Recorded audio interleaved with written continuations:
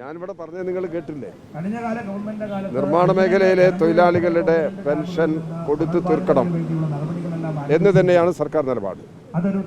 ഈ പെൻഷൻ കൊടുക്കുന്ന നടപടികൾ ഗവൺമെന്റ് തലത്തിൽ ആരംഭിച്ചിട്ടുണ്ട്. അതിന്റെ ഭാഗമാണ് നേരത്തെ പെൻഷൻ ലേബർ ഡിപ്പാർട്ട്മെന്റ് വഴി പിരിച്ചെടുക്കുന്ന രീതിയാണ് സ്വീകരിച്ചത്. അതുകൊണ്ട് സെസ് കുടിശ്ശിക പൂർണ്ണമായും പിരിക്കാൻ കഴിയുന്നില്ല. അപ്പോൾ സെസ് കുടിശ്ശിക പൂർണ്ണമായി പിരിച്ചെടുക്കുന്നതിന് വേണ്ടി തദ്ദേശ സ്വയംഭരണ സ്ഥാപനങ്ങളെ കൂടി ചുമതലപ്പെടുത്തി അതിവേഗതയിൽ ഈ കുടിശ്ശിക സമാഹരണത്തിന് വേണ്ടിയുള്ള ശ്രമം ഗവൺമെന്റ് നടത്തി വരികയാണ് ചെയ്യുന്നത്. തൊഴിലാളിയുടെ ഈ പ്രശ്നങ്ങൾ പരിഹരിക്കണം എന്ന നിലപാടിന്റെ പക്ഷത്താണ് കേരളത്തിലെ ഇടതുപക്ഷ ജനാധിപത്യ മുന്നണി ഗവൺമെന്റ് ഉള്ളത്. അത് കൂടുതൽ വേഗത കൂട്ടുന്നതിന് ആവശ്യമായ എല്ലാ നടപടികളും ഞങ്ങൾ കൂടി ഇടപെട്ട് സ്വീകരിക്കും. ഈ ക്വാറിയിൽ നിന്ന് ലഭിക്കുന്ന കരിങ്കല്ലുകൾ വലിയ വില കൊടുത്ത് അവർ നിശ്ചയിക്കുന്ന വില കൊടുത്ത് നിർമ്മാണ സാമഗ്രി അല്ലെങ്കിൽ നിർമ്മാണ മേഖലയിലേക്ക് എത്തിക്കേണ്ട ഒരു അവസ്ഥയിലേക്ക്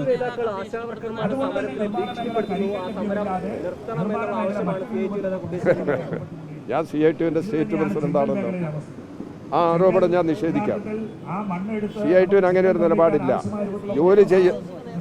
ജോലി ചെയ്യുന്ന എല്ലാ തൊഴിലാളികളും ഇവിടെ പരിഗണിക്കപ്പെടേണ്ടവർ, തൊഴിൽ ചെയ്യുന്നവർ.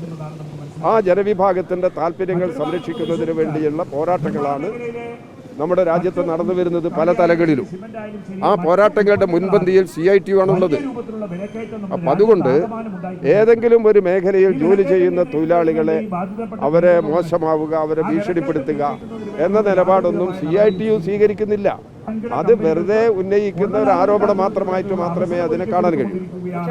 ഇന്ന് കേന്ദ്ര ഗവൺമെന്റിന്റെ ഇത്തരത്തിലുള്ള തീരുമാനങ്ങളുടെ ഫലമായി ഇത് സംഭവിച്ചുകൊണ്ടിരിക്കുന്നു. അല്ല, കടൽ ഖനനവും ഇതുമായിട്ട് അതിന് ബന്ധമില്ല.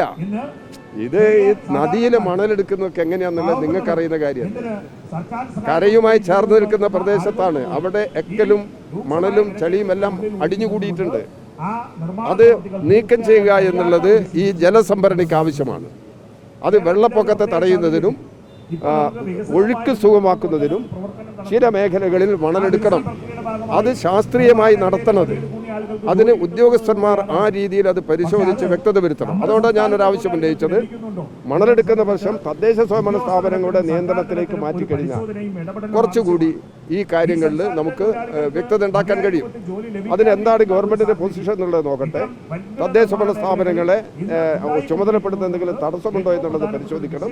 തീർച്ചയായും അത്തരം കാര്യങ്ങൾ ഗവൺമെന്റുമായി കൂടിയാലോചിച്ച് ഈ പ്രശ്നങ്ങൾക്ക് പരിഹാരം കാണുന്നതിന് വേണ്ടിയുള്ള നിലപാട് സ്വീകരിക്കും.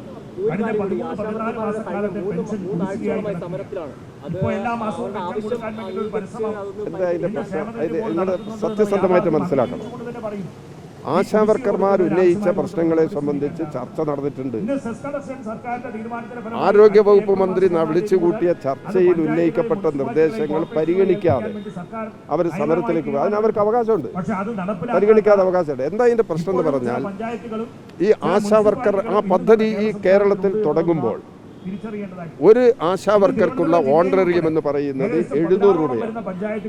ഇത് കേന്ദ്ര ഗവൺമെന്റിന്റെ നിയന്ത്രണത്തിലുള്ള ഒരു സ്കീം വർക്കാണ്. അത് കേന്ദ്ര ഗവൺമെന്റ് തന്നെ ഏതെങ്കിലും ഒരു തൊഴിൽ നിയമത്തിന്റെ പരിധിയിൽ വരപ്പെടുത്തിയിട്ടില്ല. നിലവിൽ ഇന്ത്യക്കകത്ത് നിലവിലുള്ള ഒരു നിയമങ്ങളും ഇവർക്ക് ബാധകമല്ല. നിയമം ബാധകമാക്കണമെന്നാണ് CITUവിന്റെ നിലപാട്. അവർക്ക് മിനിമം കൂലിയില്ല, അവർക്ക് മറ്റ് സംരക്ഷണ നിയമങ്ങളില്ല. ഇത് ആശ, അംഗൻവാടി, ഉച്ചഭക്ഷണം പാകം ചെയ്യുന്നവർ, തൊഴിലുറപ്പ് തൊഴിലാളികൾ, ഇവരെല്ലാം സ്കീം വർക്കേഴ്സാണ്. NHMൽ വർക്ക് ചെയ്യുന്നവർ എല്ലാവരും ഈ തൊഴിലുറപ്പിൽ ഈ തൊഴിലാളികളെല്ലാം സ്കീം വർക്കേഴ്സിന്റെ ഭാഗമാണ്.